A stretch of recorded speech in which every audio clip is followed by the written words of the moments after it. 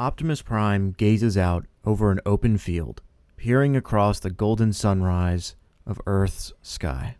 It is peaceful here. The wind glides its way through all matter equally, taking the trees' leaves with it. Wood, stone, and metal are all graced by its cool and refreshing touch. As the wind blows, Optimus turns to his home, a simple building with a grain silo attached to it. He sighs to himself with relief as he walks towards his unfinished work, a field of crops soon to be harvested for the locals of planet Earth. He treads carefully, with soft steps, to not ruin the ground beneath him, or at least to try and minimize the damage he can cause.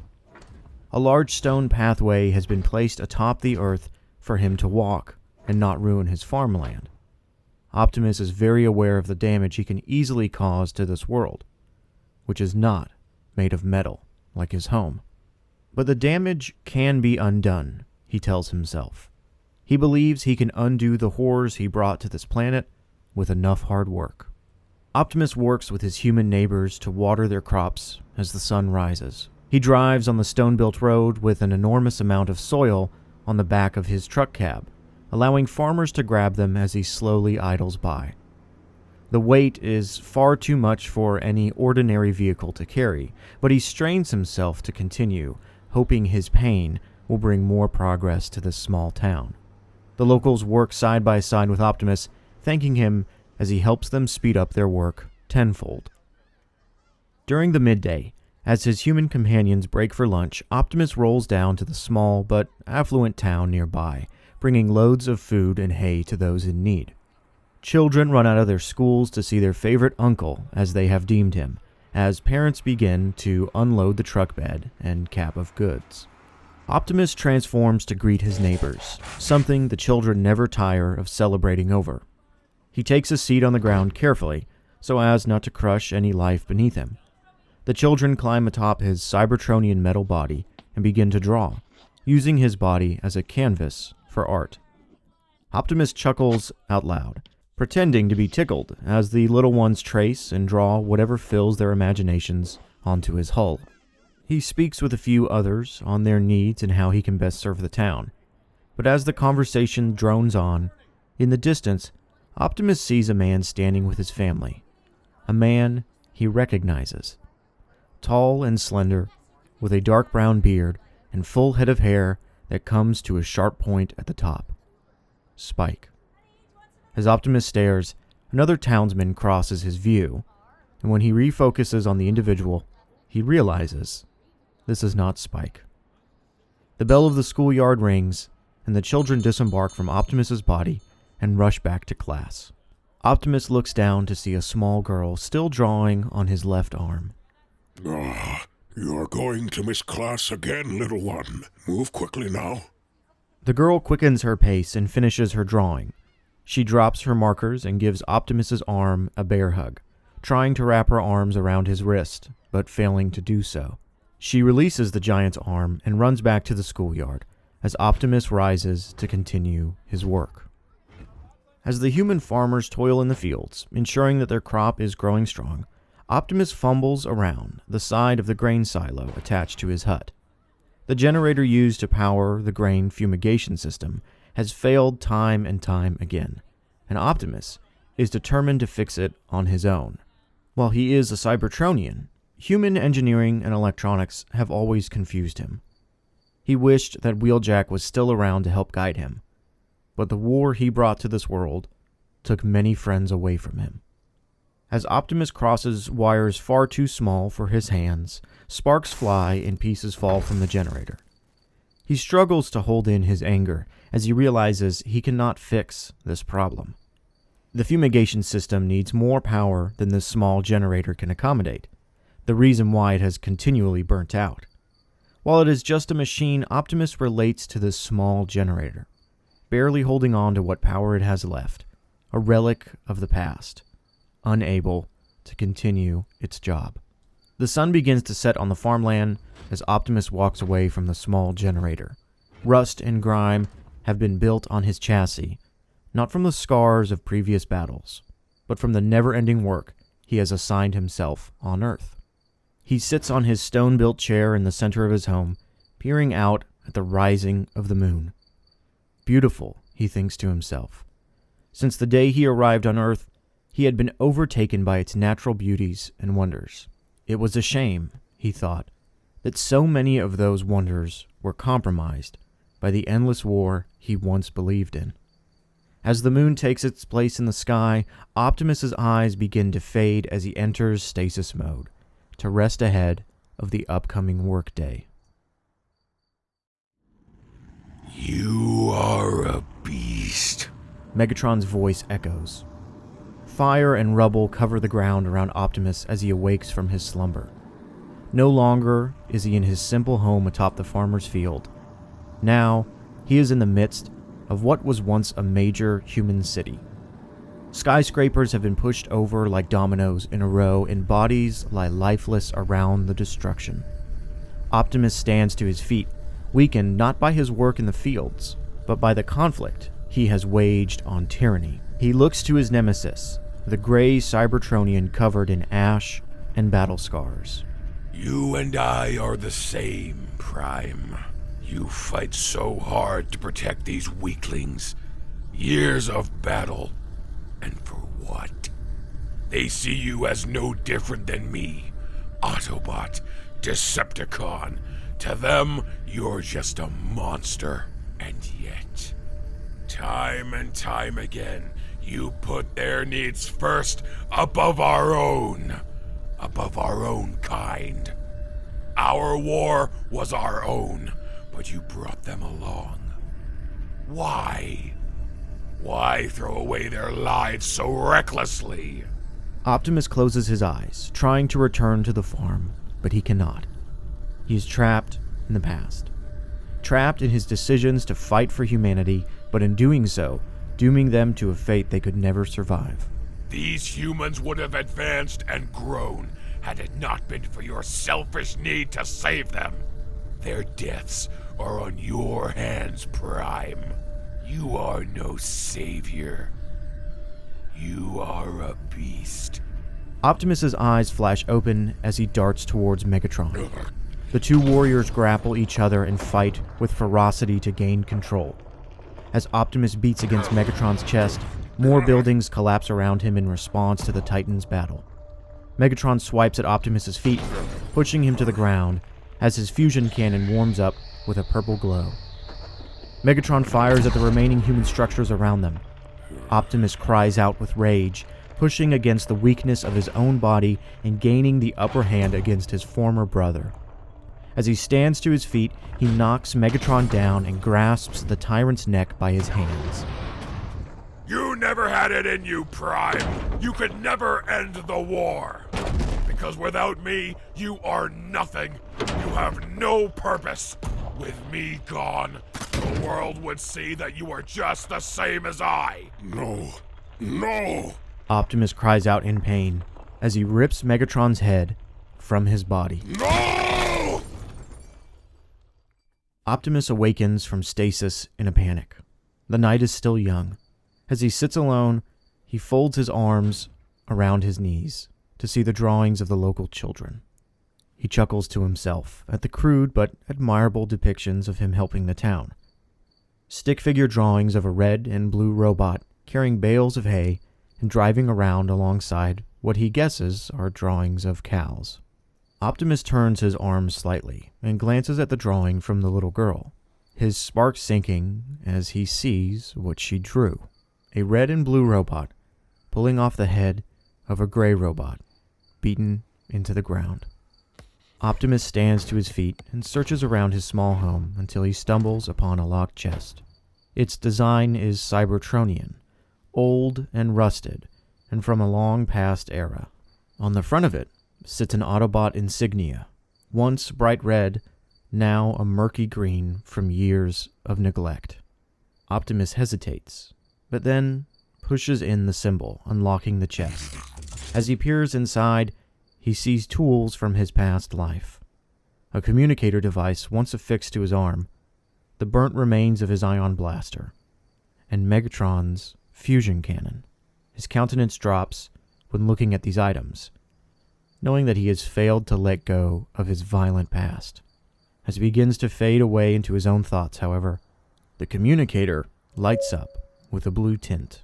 He picks it up and recognizes the sound. Someone is coming to visit him. As the moon falls behind the horizon, and the sun appears behind Optimus's home, a small but modest Cybertronian shuttle lands on a nearby field. Optimus makes no attempt to hail the ship, but rather watches from a distance with reluctance in his eyes. The ship's landing gear expands as it comes to a soft landing, ensuring that nothing is harmed in the process. Whoever is flying the shuttle is aware of the fragility of this planet. A ramp unfolds itself as the pilot walks out into the open air of Earth. A small but recognizable figure to Optimus, Bumblebee, now clad in a golden chassis, walks towards the former Autobot leader. Prime, Optimus. Bumblebee stumbles over his words. It's good to see you again. The farm looks well? Thank you, old friend. We've had a few harsh winters not so long ago, but the town is recovering well enough. He motions for the two of them to walk along the stone path. You know, Cybertron has had many advancements in the past few cycles. We could always lend you some of our tech to help protect against the harsh climates out here. No thank you, my friend. The humans and I must learn to survive on our own, as they once did before us. The technology is useful, yes, but I do not wish to have them rely on something they cannot easily obtain. If you say so, but we can always ensure that someone visits often and repairs the tech if needed. No. Humanity must be left to grow on their own. We cannot risk more conflict on their planet. Optimus, the Civil War has been over for years. The fighting, it stopped. Cybertron is a peaceful planet now, welcoming travelers from across the galaxy. We have no intention of spreading conflict to Earth. Neither did I when we landed here. Prime, you had no choice. Yes, I did. In the heat of battle, I chose this planet to be our new home. All of the pain and suffering we have inflicted here was my fault. And please, do not call me that anymore. Optimus says as he walks away from Bumblebee. Bumblebee stands alone beside the farmlands, looking out to the town not far away. He sees children run around and play with not a worry in sight. He spots a small child staring directly at him, who then waves to him. He hesitates, but then waves back. Optimus, now working on the grain silos generator again, is doing his best to keep busy. But Bumblebee is not far behind. Why are you here, Bee? I have nothing left to offer you. The Matrix is gone. There is no more that I can do for Cybertron. Bumblebee hesitates to answer, looking at Optimus's project and then back out at the farmlands. There's trouble brewing back home. Our factions have been long abolished, but there are still some who hold the ideas of the Decepticons. But they are peaceful and pose no threat to our society. However, there's been a new faction as of late. They bear the symbol we used to carry, the Autobots. But it's twisted. It's not what we stood for. And it's not what Cybertron is about now. They claim to follow your teachings. Optimus rises from his task and turns towards Bumblebee with a stern look. I left no teachings. I granted you what was left of the matrix of leadership to heal our home, and then left. Those who say they follow my will are liars. I know, but they're beginning to worry me and the Council. They are becoming more combative by the day. They claim that you're held captive by the new government, and that this is not the Cybertron you envisioned. Optimus turns away from Bumblebee to face his home. Tell me why you are here. I know you won't come home, Optimus, but maybe you could send me home with a message. Something that I could show these bots, to prove them that the war is truly over, that there is no need for violence. And then? Then what, Bumblebee? These unruly bots, they come looking for me and bring trouble back to this planet? We are not gods here, Bumblebee. We are machines of war, instruments of our own destruction. Bumblebee's countenance drops, saddened by Optimus's response, but not at all surprised. He turns away to head back to his ship, but stops to consider his last words. You are not a weapon, Optimus. You once taught me it's not the tool in the bot's hand that matters, but how they choose to use it. The two stay faced away from each other as the sun rises further into the sky. With nothing left to say, Bumblebee walks back to his starship as it begins to take off. As the landing gear recalls itself, Optimus struggles to get the silo's generator working. Sparks fly from his hands as the thrusters of Bumblebee's shuttle kick up dust and dirt around the farmland. Optimus, full of anger, slams his fist down on the ground, causing the generator to spin up and turn on for a brief moment before sputtering out. He stands to his feet as he hears the Cybertronian jets blast Bumblebee off into space. There is nothing more to consider. The day continues on as the previous did, but Optimus is distracted in his tasks. He drives quickly over the rock-laid road with soil, dropping bags as he races along. The children in the nearby town are left wondering why their favorite uncle remains in truck mode during his visit. And as the sun sets and the moon breaks into the sky, Optimus has spoken no words since the ones directed at Bumblebee. Darkness falls upon the farm, and Optimus remains in his truck mode, not wanting to transform. His mind darts back and forth, reflecting on the past and how much damage he caused not only on Earth, but all of its inhabitants. So many casualties, and for what, he thinks to himself. So many humans, so many Cybertronians lost. Was it worth it? Was it true? Was he nothing more than an instrument of war? That is how they remember you now. A savage. How can you blame them? After so much destruction around their world, after I razed cities to the ground, it took you so long to finally rip my head off. Optimus transforms in a fit of rage and rips open his wartime chest. He grabs Megatron's fusion cannon and with all his remaining strength, rips it into two and drops the pieces to the ground. His knees give way and he too falls with a loud thud in the middle of his home. He wonders if this is what humans feel when they cry. The overwhelming weight of war has taken its toll. Optimus stares to the ground, unable to lift his gaze to the world he was responsible for destroying. No amount of hard work can fix what has been broken. But while he sits in the ground alone, the ripped-apart fusion cannon of his nemesis begins to glow with a purple aura. Optimus shifts his attention to the glow, staring into its mesmerizing glare. A fusion core sits in the rubble, and in the reflection of it, he sees himself. Bumblebee's words linger in his mind. It's not the tool, but how you choose to use it. Optimus stands with purpose, grabbing the fusion core and racing towards the grain silo. His wrist opens up with a clunky sound as a small device pops out, one that he has not used in ages.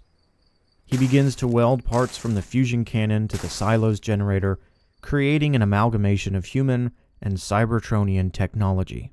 The night flies by as his work continues, not realizing that the start of a new day is approaching. But as the sun begins to creep its way up to the sky, Optimus finishes his labor. Placing the fusion core at the center of his creation, the newly built generator hums to life. The silo's fumigation system starts up, ensuring that the crops stored can be kept safe from pests. Optimus rises as his creation stutters to function, holding on to hope. After a moment of waiting, the generator finds its rhythm and begins to run smoothly. Filled with a renewed sense of purpose, Optimus looks amongst the farmlands and gazes upon his years of work. He finally realizes that this accomplishment is not his own, but it is the humans.